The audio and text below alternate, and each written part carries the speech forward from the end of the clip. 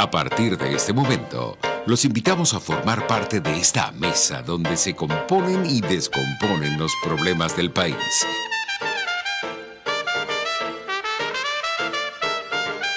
RCR presenta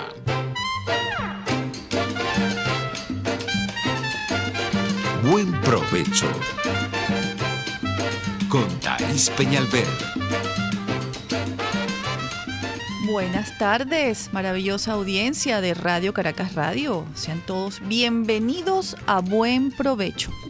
No sin antes recordarles que RCR, Radio Caracas Radio, es la pionera de la radiodifusión en Venezuela. Sí, los ha acompañado a ustedes a lo largo de todas sus vidas. Ha estado en nuestros hogares, pero sobre todo está en este momento histórico con nosotros los venezolanos, acompañándolos a ustedes, orientando, guiándolos, explicando, porque no es fácil lo que vivimos, es inédito lo que vivimos, no hay un manual de procedimientos y cuando usted ve el tamaño de la ayuda y de la angustia de la comunidad internacional ante el caso Venezuela, sí, porque somos un caso, usted solamente tiene que imaginarse que así de grande es el problema donde estamos metidos en este momento. Saludo a quienes están almorzando en sus oficinas y saludo también a quienes están preparando con todas las dificultades sus almuerzos a esta hora. ¿Es rica Venezuela? ¿O era rica Venezuela? ¿O Venezuela era un país rico? Estos son mitos con los que crecimos, mitos urbanos con los que nos levantaron. Venezuela es un país rico, nos decían, pero estaban equivocados. Venezuela no era un país rico. Ricos son los países cuando no tienen, por casualidad, petróleo. Ricos son los países donde la riqueza está conformada por sus gentes. Rico es un país donde cualquiera puede levantar una empresa, una fábrica, Ford, General Motors, Dodge, Fiat, de ese calibre. Y el Estado, el gobierno, no los toca, sino por el contrario, los protege. Rico es un país donde hay industrias, grandes, pequeñas y medianas. Comercios grandes, pequeños y medianos, donde la agricultura se puede desarrollar con libertad, donde es respetada la empresa privada y es protegida por un marco legal que los gobiernos se encargan de cumplir, pero sobre todo hacer cumplir. Eso es un país rico. No es rico el país que tiene en el subsuelo petróleo.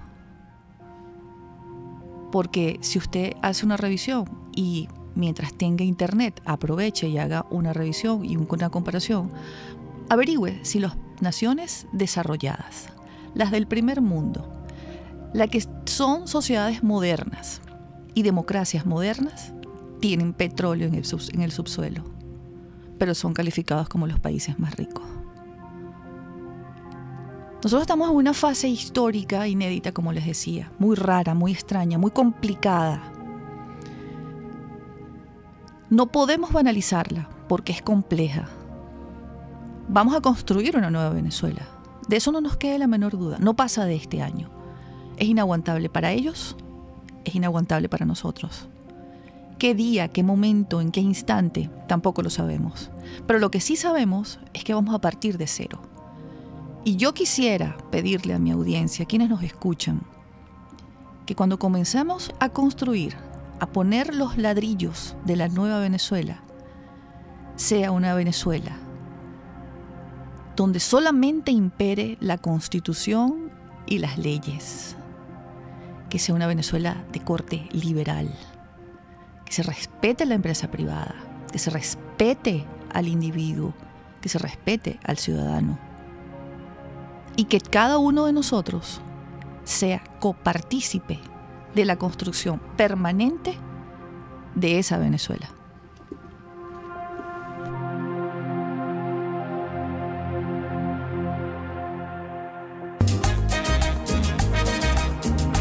Libertad sin adjetivos. Con el profesor Daniel Barnaghi, profesor titular de la Universidad Simón Bolívar. Muy buenas tardes, maravillosa audiencia, bienvenidos a Buen Provecho. Hoy en miércoles de Libertad sin adjetivos tenemos un programa que va a tocar extensamente lo que Thais mencionó en su editorial, que me parece oportuno, muy significativo. Pero antes de presentar a nuestro invitado, quisiera presentar a la emisora. En la dirección general de la estación está Jaime Nestares, gracias a quien todavía tenemos espacios de libertad sin adjetivos. En la gerencia de producción, Willy Cercaya. En la producción, Juliet Córdoba. En la asistencia de producción, Loren Godoy. En los controles, César González. Y en la conducción, mi compañera muy querida, la doctora Thais Peñalver, y este es su servidor, Daniel Barnaghi. Para comunicarse con nosotros en la mensajería de texto Dilo, aquí pueden enviar un mensaje de texto al 3456 que tendrá un valor de $1 más básico más IVA. Pueden llamarnos a la cabina 0212-482-9750, 482-9126 y 4820988. También pueden comunicarse e interactuar con nosotros a través del Twitter de la emisora, @RCR750, y nos pueden ver por la plataforma digital rcr.tv, y en Periscope nos consiguen en RCR750. El tema de la riqueza, Thais, es un tema fundamental porque como muy bien reza el dicho, las apariencias engañan, y muchos políticos se han encargado, y sobre todo en particular en los últimos años, de hacernos creer que por el hecho de tener recursos naturales por debajo o por encima del suelo, somos ricos y somos ricos todos. Esa es una falacia, y no solo es una falacia, sino que es una falacia sumamente dañina, porque de alguna manera genera unas expectativas de un nivel de riqueza individual que no tiene nada que ver con el nivel de riqueza que está en el subsuelo. Entonces, bueno, se crean las frustraciones, y ahí es donde es un terreno fértil, muy abonado, por un lado por el populismo y por el otro lado por la izquierda, donde de alguna manera ese discurso populista, ese discurso de izquierda, y de izquierda además radical, habla de que no solo el poder está en manos del pueblo, sino que el dinero está en manos del pueblo. Y para eso es que hoy traemos a un brillante economista venezolano que nos genera un profundo orgullo y un placer que estoy con nosotros, Alexander Guerrero, quien es economista y profesor universitario. Saludos, Alexander. Bienvenido. Saludos, Daniel, mucho gusto, y saludo a Thais, y gracias por la invitación. Bienvenido, Alexander. Siempre, sabes que siempre es un honor para nosotros tenerte. No, gracias a ustedes. Es un honor tenerte y conversar contigo, y sobre todo escuchar las grandes verdades, porque cuando estás con nosotros dices grandes verdades, y desde hace mucho tiempo vienes anunciando que Venezuela es un estado fallido. Nadie lo entiende. Pocos conceptualizan o ven realmente lo que eso significa. Lo anunciabas, lo decíamos aquí, lo explicabas, dabas cuenta de los indicadores que son los que realmente le dicen al mundo moderno cuando un estado es fallido. Hemos llegado allí hace rato largo. Quiero preguntarte, en función a mi editorial, ¿por qué hay naciones que realmente son ricas? Fundamentándonos en el contenido, en el fondo de mi editorial. Sí, hay una regularidad estadística pero que está en el fondo del conocimiento, sobre todo económico. Y voy con una cita que me parece fantástica, porque data de casi más de 200 años, de Adam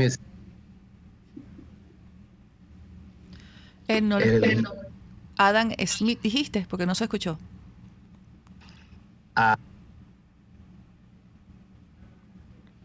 Alexander, tenemos problemas con la señal. ¿Tú podrías repetir, por favor? Disculpa, es que internet en Venezuela, no sé si sabías y si nuestra audiencia sabe, que es una de las peores de todo el mundo. ¿Puedes repetir, por favor? Estabas hablando de la cita de Adam Smith. Sí. Adelante. Okay. Tenemos problemas de audio, pero lo tenemos por Skype, ¿no? Sí, y el Skype está conectado. Es que estamos, como estamos al aire, estamos... Ok, vamos. Conectado. Continúa, Alexander, por favor. Del enchufe, ajá. Sí, Nada, estamos interrumpidos, o sea, Sí. tenemos la conexión. Vamos a tratar, Alexander, de volverte a llamar por audio. Mientras tanto, nos quedamos aquí conversando con Thaís mientras hacemos el contacto. Thaís, ¿qué es para ti la riqueza? Bueno, para mí la riqueza, primero tiene que ver con el concepto de ciudadanía. Creo mucho en la ciudadanía, en la que se ejerce diario, no la que se invoca. Yo soy ciudadano, pero no tienes un registro de acciones diarias, de ejercicio de ciudadanía. Creo que la riqueza está muy por encima de un valor económico. Creo que tiene más que ver con la riqueza en el sentido en el que estamos hablando, ¿no? La riqueza de un país. De lo que va a introducir Exacto. Alexander, que ya tenemos en línea, que es la riqueza de las naciones. Exacto. Por eso te hacía la pregunta. Sí, hace Ahora 200 y tantos Adelante, años. Alexander. Sí. ¿Me oyen? Sí, ahora sí. Aló, Ahora sí. aló. Ahora sí te escuchamos. Ok. Hay una cita que es perfecta para la ocasión. Dice, la riqueza no es creada por los estados, pero los estados sí destruyen riqueza. Y es como muy sencillo el planteamiento de Smith, y es que la economía, como tú lo decías, Thaís, es cosa de la gente. Porque el Estado también es cosa de la gente. Es decir, la gente crea esas cosas. Y por supuesto, como la gente es la que produce, la que crea, la que satisface sus necesidades a través de miles de formas, produciendo necesita una institución que guarde orden, que se encargue de cuidar que se respeten las libertades. Y eso es lo que hace el Estado. Y guardar entonces la posibilidad de que los individuos sean más competitivos y sean más productivos y satisfagan sus necesidades de manera muy eficiente. Rapidito, eso es más o menos la descripción. Eso entra en contradicción con historias largas de décadas, de siglos, donde los estados se llaman al mismo tiempo dueños de todo lo que queda por debajo y por arriba del suelo, en el subsuelo, en el espacio electromagnético, en las aguas que corren, en los bosques que surgen, en los mares, en las costas, de todas esas cosas que conforman un país. El Estado se hace dueño de eso. Y esa es factura para que no haya electricidad, no haya agua, no haya teléfono, no haya nada, no haya comida, haya cola, haya hiperinflaciones, todos estos males que se crean. En Venezuela existieron siempre, pero mientras hubo un petróleo que daba cierta renta, que producía dinero que el Estado absorbía y lo gastaba y sembraba escuelas, hacía carreteras, todas esas cosas se hacían. Bueno, las cosas funcionaban, éramos 3, 4 millones de venezolanos y alcanzaba aquello casi 3 millones de barriles diarios. Pero eso se acabó. Y eso se acabó aparentemente para siempre, lo cual no es mala noticia, más bien es buena. No es que el petróleo no se pueda producir, se irá a producir, pero ya no lo podrá producir el Estado y debemos estar felices de esos. Claro, por supuesto, la política se puede poner terca y trata de buscar que ocurra lo que ocurría antes, solo que las condiciones de hoy son peores que antes. Por lo tanto, hoy no podrá ser la empresa aquella que se llamaba la Sur PDVSA, no es imposible hacerla porque PDVSA sola debe 150.000 millones de dólares. Olvidémonos que PDVSA va a existir. Eso no existe, eso está quebrado. En consecuencia, lo que debemos hacer con todas esas cosas que están en el subsuelo, que no son riquezas, sino hasta que no se convierten en un commodity, en algo que se compra y se vende, en algo que tiene valor intrínseco, en algo que tiene precio. Allá en el fondo de la tierra, eso no tiene precio de ninguna naturaleza, con excepción de que eso forme parte de un torrente que va produciéndose.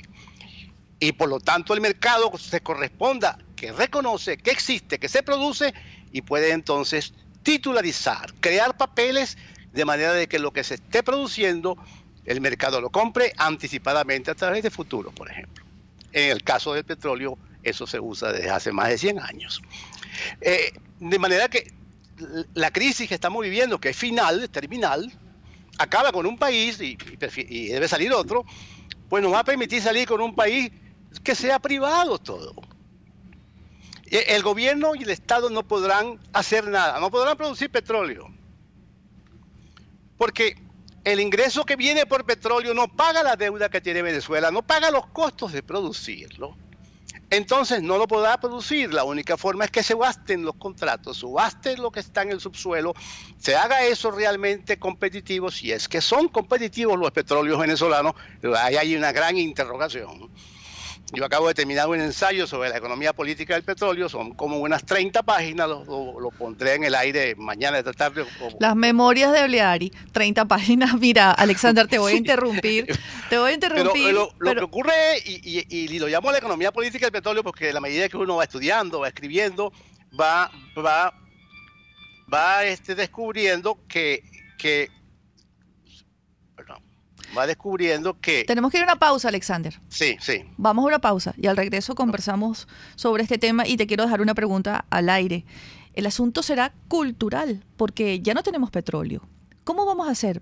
¿Cuál es el porcentaje de venezolanos que creen que somos un país rico y que el nuevo gobierno tiene que seguir regalando misiones, dinero, bloques, casas, listas de viviendas, universidades gratuitas, escuelas gratuitas y ni siquiera matrículas para colaborar con la educación de sus hijos? Porque eso es lo que se ha creado y así los han criado. Vamos a una pausa, volvemos con Alexander Guerrero acá en Buen Provecho y en el espacio del profesor Daniel Barnaghi. Libertad sin adjetivos.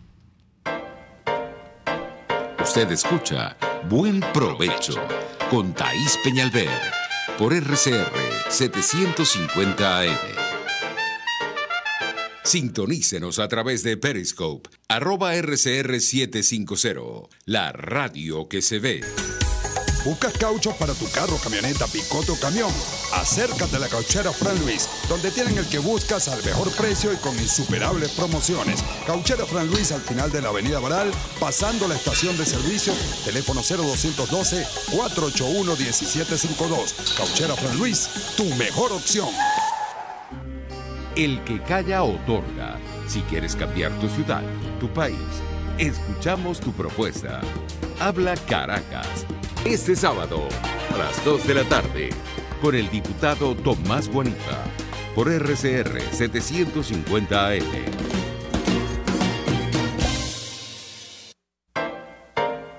Los grandes temas se debaten en la mesa. Buen Provecho, con Thaís Peñalver, @RCR750. Gracias por continuar con nosotros, querida audiencia. Alexander, estás con nosotros. Thaís te dejó una pregunta y yo quisiera combinarla con otra mía. Ella te preguntaba que si la noción de ese gobierno y del Estado que es paternalista, dadivoso, obsequiador, si es que ese término existiese, es un tema cultural. Esa es la pregunta que te hace Thaís. Bueno, adelante. Sí, es la gran cortina que cubre quizás cada uno de nuestros actos. Pero hay condiciones económicas que van creciendo cuando el Estado es dueño del subsuelo, del recurso, y lo concesiona o se transforma en productor al mismo tiempo que dueño, que es lo que ocurrió en el 75. Y cuando eso opera, como operó en Venezuela con el petróleo, se genera, lo hace por alguna razón, y eso es lo que quisiera rápidamente decir. ¿Cuál fue la razón que privó para que en el 60 se gritara la nacionalización del petróleo y a los 15 años eso ocurriese? Y en el año 2020 no tenemos nada. Más allá de los episodios de que los últimos 20 años se gobernaron un régimen económico que venía a destruir y los otros no estaban en la fase de destrucción directamente, pero la destrucción venía ocurriendo, sin embargo, con ellos, pese a que no tenían el comportamiento político de estos. ¿Qué pasa entonces? ¿Qué subyace adentro? Se crean intereses, y ahora voy con la respuesta, que se crean intereses entre los grupos que controlan el Estado, y los intereses eran durante esos años 60, del 45, pasando al gobierno de Pérez Jiménez, que fue una especie de puente, después del 59, que las cosas retornan al 45, todo lo que genera de petróleo pasa al Estado, salen las concesionarias, y el Estado se convierte en productor, y allí comienza la ineficiencia a generar menos economías o deseconomías de tipo negativa, es decir, costos elevados, efectos perversos y esa cosa que conocemos que ocurre en Venezuela hoy, que en medio de aquella inmensa supuesta riqueza de petróleo que existe en el subsuelo, el estado más pobre de América Latina por segunda vez en 2 siglos. Fíjate, esa es la pregunta que yo te quería hacer. Cuando normalmente uno habla de estado, uno lo asocia con la palabra riqueza. Yo quisiera que tú me definas qué significa pobreza y qué significa un estado pobre. Sí, claro, un estado pobre es lo mejor que nos puede pasar a nosotros, porque nos va a cobrar menos impuestos, va a tener poco dinero para derrochar y para la corrupción. Ese es el estado ideal, es el estado de Jefferson en los Estados Unidos cuando se fundó los Estados Unidos a finales de 1700. Sus palabras eran esas: entre más barato mejor. Pero cuando pasan los siglos y pasan los años, en el caso venezolano, el Estado simplemente se fue llenando de cosas, pero no por ello era rico. Estaba empobreciendo a los ciudadanos y él se estaba transformando en algo que yo llamo un obeso mórbido, que es muy costoso mantenerlo, muy difícil medicarlo, sin ningún tipo de solución, y entonces simplemente va al colapso, como efectivamente ocurrió. Y entonces los ciudadanos se convierten en hombres que pierden lo que tenían, que probablemente no era mucho, pero inclusive la infraestructura se destruye, el capital que se logró hacer durante los años de precios del petróleo y de poca gente, se manejaba, por supuesto, el petróleo de mejor manera hasta el año 75, cuando se estatizó. Del 75 hubo una fase de caída violenta de la producción de petróleo y producto de la nacionalización, hasta que vino la apertura petrolera, que volvió a traer el capital privado internacional y volvió a invertirse y de nuevo volvió a subir. Es más o menos los viejos ciclos. Esa fotografía la tengo en el ensayo que tengo y a punto de sacar. Entonces, el Estado hizo una cosa este año hizo una cosa realmente perversa. Empobrece a los ciudadanos. Y él se llena de cosas que se transforman en chatarras. Toda la CBG es chatarra.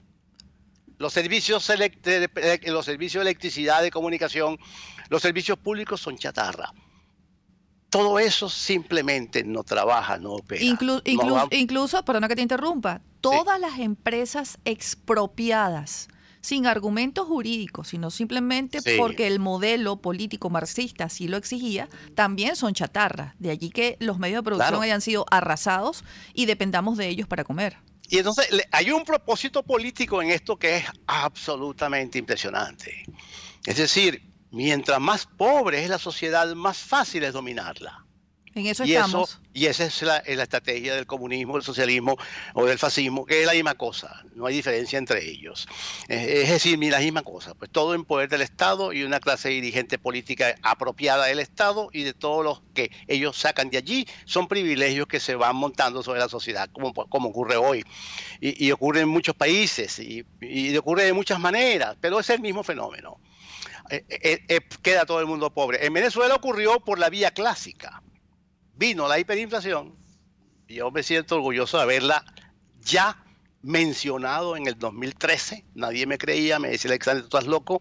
Bueno, además de eso sí, pero de todas maneras la hiperinflación está allí. Y bueno, y ahí vino. ¿Y qué hizo la hiperinflación? Vació los bolsillos, vació las cuentas, empobreció al individuo, lo adelgazó, le quitó las proteínas, las calorías. Vació en pasado, no, vacía en presente, a diario, a cada minuto.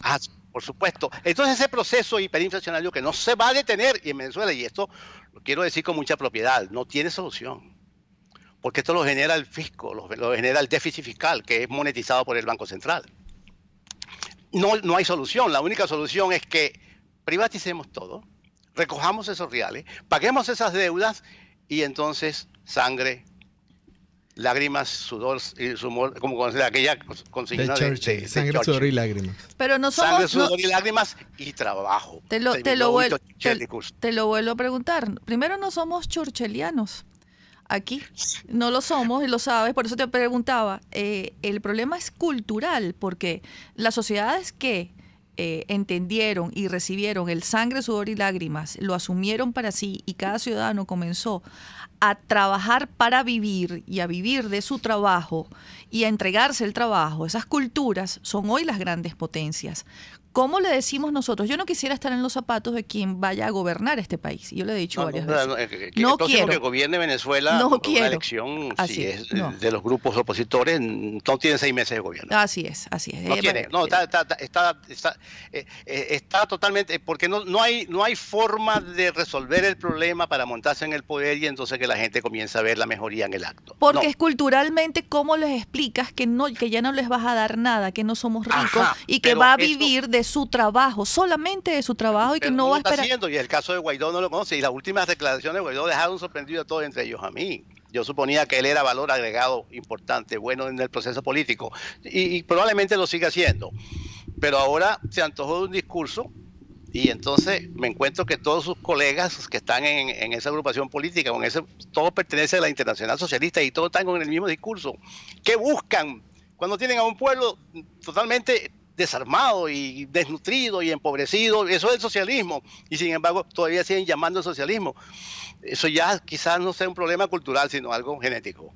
Fíjate, Alexander, yo quiero ahondar en lo que tú estás planteando, pero un poco por la otra cara de la moneda. En Venezuela desde los años 70 ha habido como una mitificación negativa de lo que significa el concepto de propiedad privada. Ha estado en la Constitución del 63, está en la Constitución del 69, se mencionó en el primer plan socialista 2007-2013, se toca en una cuantía mucho menor en el segundo plan, y en el tercer plan tengo que revisarlo mejor, pero prácticamente, digamos, conceptualmente el tema de la propiedad privada virtualmente desaparece. Cuando uno deja de lado el concepto de propiedad privada, el concepto de producción, de productividad, de eficiencia, tiende por supuesto a desaparecer del discurso. Yo te pregunto a ti, ¿por qué piensas tú que en Venezuela el tema de la privatización de la propiedad privada tiene tanta resistencia, tanto en los políticos como en las sociedades? Y es parte de la cultura vieja, y eso es el componente importante, pero es también parte de la esperanza. A ver. Es decir, hay detrás de ello yo lo llamo una especie de sincrética culturas respecto de la propiedad como la tenían los anarquistas entre el siglo XVIII y XIX, de que la propiedad era un robo. Detrás de eso hay todo un mecanismo cultural basado en una ideología que es de carácter esotérico. Tener cosas no es bueno. Y eso va penetrando la gente y se va reproduciendo con las décadas, con los siglos. Y al final tienes un pueblo que la propiedad privada no forma parte de sus cosas, pero ha sido despojado. Hay que regresársela. Y lo que hizo el gobierno de Chávez fue más o menos lo que hicieron todos, pero lo hizo de una forma ya con un objetivo mucho más directo. Y iban directamente al grano. Los otros no podían ir al grano directamente, sino se perdían en el camino. Pero todos iban desde el 45 buscando el socialismo, buscando esa utopía que, bueno, sabemos que es más distopia que utopía. Pero al final, ¿qué nos queda?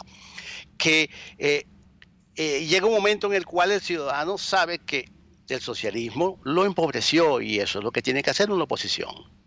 Pero si se revierte y se va con la agenda socialista, van a preferir mejor viejo que nuevo por conocer y se van a quedar con el viejo. Y el viejo va a quedar al acecho y el 10% que pueda tener de apoyo político se va a parecer como un 100% cuando no se puede resolver los problemas. Y es lo que está ocurriendo con el déficit fiscal. Es un problema serio, físico. Hay casi el 50% de los del venezolano están trabajando para el Estado de alguna forma, como personal regular de la nómina, pero también como personal no regular de la nómina, pero termina comiéndose algo del Estado. Eso no es posible mantenerlo más. Pero la hiperinflación está allí para que el gobierno cobre con la hiperinflación, gaste. Para esos bolívares van al mercado, se amontonan cada vez y pierden valor, se destruye la propiedad, el poder de compra de la moneda y vuelve a reproducirse. Bueno, justamente un economista, colega, dijo que se había frenado la hiperinflación. Sí. Yo dije, bueno, ¿frenado dónde? Es decir, el día siguiente el gobierno devalúa a 5.000 y tanto en DICOM. Bueno, esa es sencillamente la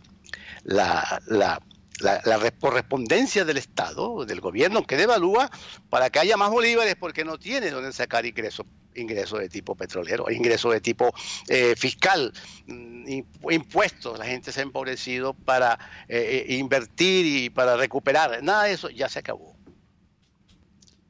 Fíjate, yo lo que te quería preguntar era, pareciera que la hiperinflación, obviamente, junto con otras enfermedades de la economía, pero en particular la hiperinflación, es una de las enfermedades que más daño, más profundo, más igualitario tiene sobre la sociedad. Y entonces surge una pregunta que es natural.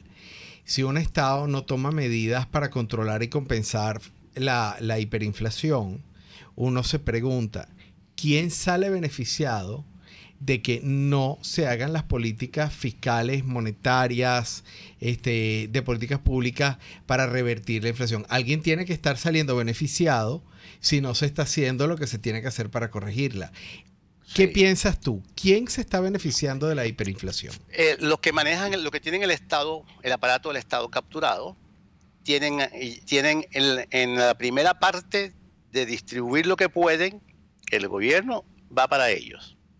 Y por eso vemos todo el florecimiento de una clientela de diferentes formas alrededor del gobierno. El gobierno asegura con eso que los hombres que están apoyándolo y que están en la calle, pues se van a mantener porque allí tienen cómo mantenerse en medio de una crisis de esta naturaleza. Vivir o sobrevivir es ya algo. El resto del país no. Pero entonces la represión va hacia ellos. Y la forma, pero también el régimen de dominio, de control de la sociedad, les permite a ellos domesticar, les permite a ellos poner a la gente contra la pared, y la gente se hace cada vez más dependiente del Estado, y entonces es posible que con ese mecanismo se pueda durar siglos. Y así ocurrió en la historia de la historia del mundo. 60 años tiene Cuba en eso. Y ya no hay posibilidades de que tengas una Cuba próspera jamás en la vida. Porque las tecnologías modernas, los usos modernos, la sociedad industrial contemporánea no es capaz de conseguir allí gente que se pueda incorporar a esa gran maquinaria de la producción a nivel internacional. Eso está ocurriendo ya con Venezuela. Entonces, el proceso que estamos viviendo, y me meto en la opinión política, es más de control político sobre los ciudadanos. Y la hiperinflación ha hecho un gran trabajo, empobrecer. Al empobrecer al ciudadano, simplemente los hace dependientes del Estado. Eso lo escribió Hayek en el camino de la servidumbre. Está clarito allí, es decir, esto se hace de esa forma, se crea un sistema de servidumbre, todo el mundo depende del Estado y la gente simplemente queda domesticada y al servicio del Estado. Y eso puede durar siglos. Ayer veía una fotografía, Alexander y Daniel y amigos que nos escuchan en Twitter, no recuerdo quién la publicaba, y hacía un recuento.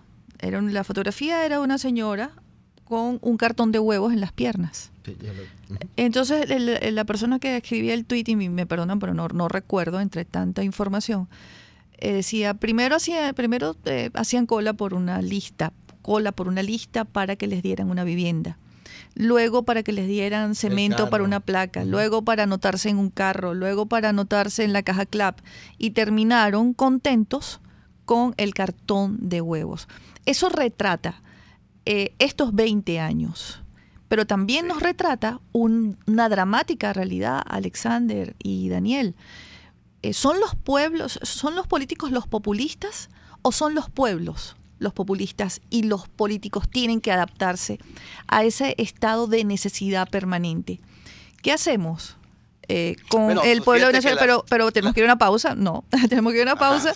Y no, me respondes al regreso. Ya volvemos. Usted escucha Buen Provecho con Thaís Peñalver por RCR 750 AM. Superar una lesión es trabajo de profesionales. La Unidad de Cirugía Articular y Medicina Deportiva Haroldo Macareño y Guillermo Rangel cuenta con el mejor equipo de traumatólogos en medicina deportiva, cirugía artroscopia y reemplazos articulares. Ubícalos en la Policlínica Metropolitana o al 0414-305-8176. Superar tu lesión es nuestro compromiso. Moisés Naim en Efecto Naim. Hola, soy Moisés Naim desde Washington. Conéctese a rcr.tv. También nos puede seguir por @Efecto Naim en Twitter. Y estamos en Facebook y en Instagram. Y no olvide que puede disfrutar todos los contenidos del programa cuando usted quiera, suscribiéndose a nuestro canal de YouTube. Nos vemos en la radio. Los miércoles y viernes a las 7 de la noche. Solo por RCR 750 AM. Puedes seguirnos en nuestras redes sociales. En Twitter, @RCR750. La radio que se ve. RCR 750 AM. Porque lo bueno une. Conéctese con nosotros en señal abierta o por rcr.tv, la radio que se ve.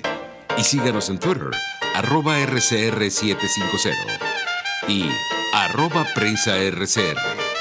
Y buen provecho. Muy querida audiencia, buen provecho. Gracias por continuar con nosotros. Hoy es miércoles de Libertad Sin Adjetivos. Nos acompaña un gran economista venezolano, profesor universitario, Alexander Guerrero. Alexander, gracias por estar con nosotros en este programa que es definitivamente muy esclarecedor. De la misma manera como yo te preguntaba acerca de la pobreza, me toca preguntarte sobre un tema que es definitivamente polémico desde el punto de vista de modelos ideológicos, donde escuelas como por ejemplo la escuela austríaca, hay gente que la llama la escuela de Viena, eso no es del todo correcto, es más bien escuela austríaca, donde von Hayek es uno de los grandes, prominentes ejemplos, pero hay otros, Mises, etcétera.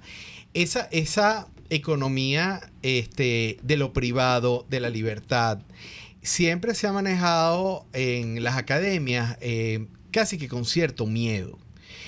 Se oculta, no se habla mucho de eso, porque hablar de esa economía, de la economía de lo individual, de lo privado, de la economía de la escuela de Viena, de Austria, es polémico, es complicado. ¿Tú crees que esa escuela ahora sí tenga algún tipo de asidero en el próximo pensamiento económico venezolano una vez que iniciemos la construcción del nuevo país?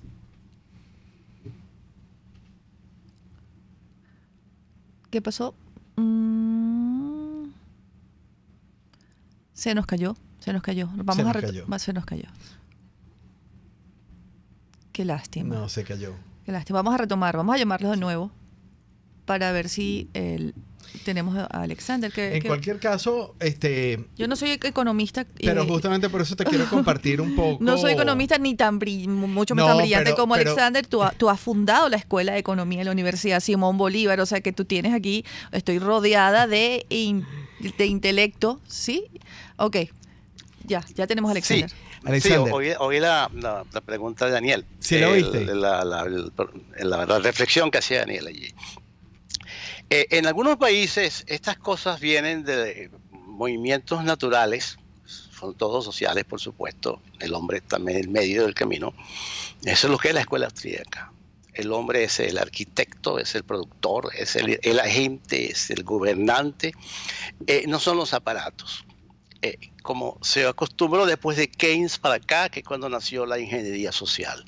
La caja negra, los sistemas automáticos. Pasa el switch y todo funciona. No, no es así. Ahí viven hombres. Tienen intereses, tienen todas las pasiones. Eso se causa, y eso es lo que creo que Menger, el fundador, fue lo que montó. Tanto, lo llamaron a él inclusive la economía psicológica, algo así. Cuando resolvió uno de los grandes problemas que no se había resuelto, ni siquiera Smith pudo, que es el famoso teorema, yo lo llamo porque me gusta más la palabra teorema, pero es entre el agua y el diamante, que es de mayor valor. Y entonces todo el mundo piensa, en la medida en que más piense, más tiempo gasta en tratar de resolverlo. No se resuelve tan fácil. Y lo voy a dejar en el aire. ¿Qué es de mayor valor? La expresión que estoy utilizando es valor. ¿El agua o el diamante? Y situémonos en dos grandes dimensiones. Uno se usa y brilla y costoso. Una se toma y se bota. Pero la reflexión queda en el aire, inclusive para los que nos están oyendo. No es un problema extremo científico, es la cosa más normal. Esto lo resolvió Menger. Y de allá para acá ha crecido un pensamiento económico con la escuela austríaca que ha tratado de rescatar eso, pero tuvimos en el camino a Keynes. Y hay una polémica entre Keynes y Hayek importantísima. Todo el mundo dice que la ganó Keynes, pero en el fondo no fue así. Pero es que Keynes trajo el aparato del Estado ahí y lo puso en la economía a dirigirla. Trajo la caja negra, le puso switches y dijo, ahí está el automático, y prendan y sintonicen una radio y ahí van quitando y poniendo y la economía va a funcionar. No ha funcionado nunca. Pero detrás de ese aparato de pensamiento se sentaron los grandes sectores de interés en una sociedad, que son los grupos políticos, que son los grupos económicos, en fin, todo aquello que se sienta que tienen algo que le pertenece y que lo sacó no sabe a dónde, si no fue arbitrado. Simplemente no existió, lo tuvo a través de un mecanismo de captura de renta sin compensación social. No hubo una comunicación, un intercambio de que haya generado un producto por necesidades y que haya sido puesto en el mercado por eficiencia y competitividad. No, nada de eso existió. Esos son unos grupos importantes en una sociedad, en cualquiera, de la más rica hasta la más pobre. La más pobre, bueno, funcionaba de manera primitiva. Pero esos grupos, entonces, van al control del aparato del Estado. Porque allí se hacen las leyes, allí se regula, ahí están las armas para salvar y para proteger los intereses. Y hay a lo largo de todo este camino diferentes formas de controlar el Estado. Mussolini, el gran creador, para mi manera de pensar, mi humilde manera de pensar, el gran creador, el gran destructor de ese socialismo, fue Hitler. Porque incorporó todo lo que Mussolini le dio, que fue su gran maestro, pero incorporó otras cosas adicionales al individuo, sobre todo a la sociedad alemana. Pero no vamos a entrar en ese tema. Pero allí se nos fue la vida. Hubo un hombre que se mantuvo luchando durante toda una era, recibió el Nobel de Economía y lo recibe con Gunnar Myrdal. Él, Hayek, y todos saben, pues, padre de la escuela liberal contemporánea, padre o abuelo o hijo, pero lo cierto es que es uno de los grandes componentes allí, y Gunnar Myrdal, un gran keynesiano. Se lo dieron a los dos, los Nobel de Economía, el primer premio Nobel que se sacó, que se puso en el aire. Alexander, aquí está sonreído escuchándote Daniel Barnaghi, sonreído. Me imagino que se siente como pez en el agua mientras te escucha y además asiente. Es que tocó un tema espectacularmente interesante. Pero entonces, yo soy escrito a ese tema también. A veces tengo una visión un poco más ecléctica, pero estoy allí aprendiendo mucho porque allí hay que aprender todavía. Y entonces, en esta sociedad venezolana, ¿qué vamos a hacer? Llegamos al punto en el cual los que venían haciendo lo que hicieron no podrán hacer más nada. Fíjate. Es decir, el petróleo venezolano no se está produciendo y esa caída de producción no es solamente por mala gestión y por corrupción. Nosotros tenemos 100 años produciendo petróleo. Y producíamos agüita de petróleo que se sacaba el petróleo y se le metía al tanque el petróleo y el tanque prendida. No, ahora sacan unas piedras que hay que licuarlas y hacerlas agüita y metérselas al carro, y ese costo son 100 veces aquellos. Entonces, ¿qué ocurre? Que ahora las cosas están complejas, porque inclusive se ha destruido yacimientos importantes. El más grande yacimiento que Venezuela ha tenido en los últimos años, que es el Fluvial, fue destruido. Ahí se comenzó y se previó 750.000 barriles diarios, y eso está produciendo ciento y tantos mil. Y hay una gran destrucción, los ingenieros me lo han contado. Y lo cuento porque yo me lo he contado, porque eso no es mi área. Pero sí estoy en el área de la economía política del petróleo. Es decir, el petróleo, ¿quién lo maneja? ¿Por qué lo maneja? ¿Y por qué estamos así? Alexander. Entonces, eso está descubierto. Esa es una historia que no se ha contado, pero que la sabemos. Pero fíjate, disculpa, te voy a interrumpir. Te voy a interrumpir. No podrá hacer más el Estado. Te voy a interrumpir porque tenemos que hacer un corte y nos están haciendo señas. Y vamos a la última sección del programa. Y para cerrar esa sección, yo te voy a dejar al aire una sola pregunta. La pregunta es la siguiente. Año 2020, Venezuela ya está en otra cosa, está en otro sistema, y llaman a Alexander Guerrero como asesor de políticas públicas y le dicen a Alexander Guerrero: usted nos tiene que decir 3 políticas públicas en 3 frases de 1 minuto cada frase. Esas frases las quiero escuchar, las queremos escuchar con Thaís, nuestra audiencia, y contigo al regreso.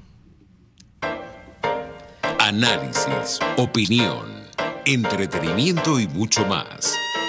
Escucha Buen Provecho con Thaís Peñalver por RCR 750 AM.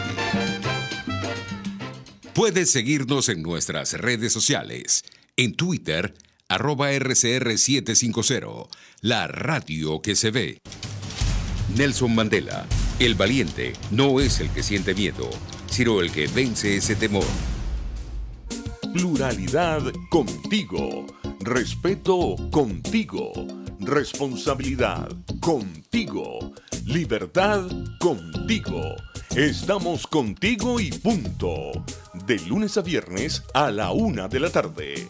Contigo. Solo por RCR 750 AM. Porque lo bueno une.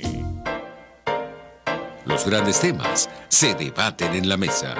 Buen provecho con Thaís Peñalver, @RCR750. Querida audiencia, gracias por continuar con nosotros en la última sección de nuestro programa de Buen Provecho del día de hoy, en miércoles de Libertad Sin Adjetivos. Alexander, te quedan 3 minutos, pero son 3 nada más. Y dime en 1 minuto cada una de las 3 políticas públicas en economía para construir la Venezuela que todos queremos tener y queremos vivir. 3 frases, 3 minutos. Necesitamos darle libertad al individuo para que el individuo produzca y pueda mantener su familia, y el Estado pueda ser grande. El Estado me refiero al ciudadano, el país o la república, pues, sea una sociedad próspera. El primero de ellos es entender que Venezuela tiene una deuda de 170.000 millones de dólares. Toda Venezuela, me refiero a los venezolanos representados en la República, y allí tendrá que pagarlas el Estado o nosotros con impuestos, pero no tenemos impuestos para pagar ese monto. Tampoco tenemos capital para pagar ese monto. Deudas, y estamos paralizados. Entonces, la primera cosa que hay que hacer es una comunión política y buscar los sabios de la sociedad. Podrá apelarse a la calle, a un referéndum o una asamblea nacional constituyente. Es una cosa más compleja, pero hay que hacer una reforma en la Constitución de inmediato. La economía, que es cosa de gentes, de personas, está constitucionalizada. Eso fue hecho con mucha precisión por el gobierno, por Chávez y su gente. Amarrarle las manos al ciudadano, eso todo está en la Constitución. A partir de la Constitución se han aprobado por las Asambleas Nacionales casi 125 leyes de naturaleza económica y que tienen que ver con la economía. Esas fueron todas aprobadas en leyes habilitantes. Chávez cuidó que ninguna de esas leyes fuese a discusión pública, ni siquiera en la Cámara. sino él las hacía con sus asesores españoles y asesores rusos de esa época, pero ya rusos de la época soviética. Eso es importante porque eso nos va a crear lo que no tenemos, un rule of law, es decir, las reglas del juego. Hay que crear las reglas del juego en las cuales empoderemos al ciudadano sus libertades, su propiedad. Y comenzará a producir, y Venezuela surgirá con cientos de miles de emprendedores privados, objetivamente. La segunda, que puede hacerse de manera simultánea, es ir a la venta de todas las empresas del Estado. El Estado no tiene que tener nada en su poder. Lo que hace es podrirlo todo. Disculpen la expresión. Entonces, eso hay que vendérselo. Y eso se puede vender de muchas formas. Económica y financieramente hay cosas importantísimas, cosas muy buenas que se pueden hacer. Venderles, entregarles esa deuda. Por ejemplo, el petróleo. Si hay gente que quiere producir petróleo en Venezuela, tiene que tener un rule of law. Si no, no van a producir a Venezuela. Eso está en todos los surveys en el mundo. Venezuela, el problema es que tiene serios problemas políticos y serios problemas institucionales. Por lo tanto, su petróleo puede valer oro, pero nosotros no tenemos intenciones de producirlo porque no sabemos si nos lo quitan mañana. Y la tercera tiene que ver con el Banco Central de Venezuela. Acabar con eso y crear un régimen monetario que yo creo que se llama dolarización, pero es que yo creo que el término ha sido como mal utilizado. Es decir, el venezolano tendrá la moneda que quiera tener. Privatizar la moneda, una gran idea de Hayek en un libro que se llama La nacionalización del dinero. Es decir, no tiene que ser el Estado dueño del dinero. No, cada ciudadano va y trabaja y tiene sus capitales y entonces va y compra oro, por ejemplo, va y compra dólares y compra todo. Todo eso debe operar de manera libre. Y entonces no tenemos un confiscador político enmascarado en una posición de gobierno o de Congreso o de la Asamblea Nacional, del Tribunal Supremo. Eso significaría empoderar y todas las libertades de entregárselas al ciudadano, que es su mejor capital, y allí vamos a ver el renacer de Venezuela. Entonces, Alexander, también me has respondido a mí, el asunto es cultural, y cuando lo logremos, pues entonces ya tendremos ese Estado, pero fíjate que esa democracia liberal que nosotros tres aquí... Lo cultural lo podemos ir empujando con todo, porque todo es simultáneo. Nos tenemos que ir, Alexander. Nos vamos. Muchísimas gracias por todo. Gracias a ti. Y nos vamos con este mensaje de Margarita Briceño desde Lima. Saludos de Lima. Creo que este ha sido el programa más esclarecedor en materia económica que he escuchado en mucho tiempo. Felicidades, Thais y Daniel Barnaghi. Gracias a ti, Margarita, por haberlo escuchado con atención, que es lo que realmente nos gusta y por eso estamos aquí, para orientarlos y sembrar una semillita de conciencia y de todo lo que tiene que ser un ciudadano en un país. Nos toca construir, pero para construir hay que estudiar, hay que leer, hay que tener formación para poder levantar una gran nación. Que tengan todos muy buenas tardes y muy buen provecho. RCR presentó Buen Provecho con Thais Peñalver. Síganos en Twitter en @RCR750 y @PrensaRCR. RCR 750 AM, porque lo bueno une. RCR presentó